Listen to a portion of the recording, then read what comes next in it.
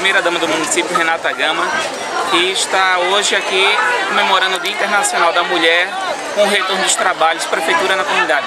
E aqui, especial hoje, Dia Internacional da Mulher, nosso prefeito está trazendo aqui para a comunidade, a Praça da Luz, o retorno da Prefeitura na comunidade, resolvendo todos os problemas da ação social, seja no jurídico, seja na saúde, seja na educação. E é com muita alegria que nosso prefeito faz isso. E hoje, em especial, o Dia da Mulher. Eu aproveito e desejo a todas as mulheres que Jesus abençoe a cada dia, seja ela que está no hospital, seja que está no presídio, no lixão, no comércio, todas as mulheres guerreiras, batalhadoras. Deixo aqui meu abraço fraterno e do nosso prefeito. Obrigada. Prefeito Edgar Gama, voltando com o programa Prefeitura na Comunidade. Apesar da crise, prefeito, o senhor vem mais uma vez dando provas do equilíbrio financeiro, trazendo um programa como este, dessa magnitude, para a comunidade.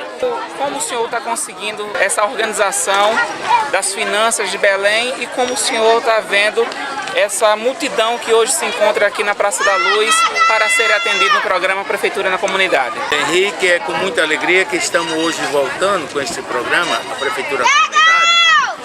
E hoje é ainda um significado maior, porque estamos aqui nessa comunidade também comemorando o Dia Internacional da Mulher, que resolvemos para fazer no dia seguinte.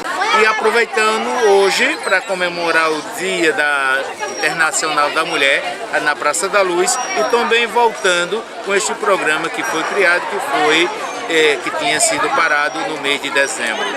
Quando se fala em crise todos sabem que está existindo a nível nacional, né? Que sabe muito bem que o Brasil está passando por uma transformação, mas mediante isso nós estamos tendo um equilíbrio grande para poder manter com a sopa e o pão, com esse programa que vem sendo com os transportes universitários, todo tipo de ajuda que nós possamos chegar em momento crucial da vida dessas pessoas.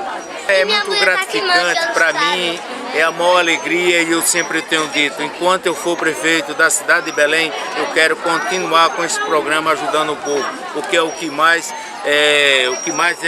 gratifica é poder atender essas pessoas, porque eu sou de pessoas de origem tão simples e humilde quanto eles.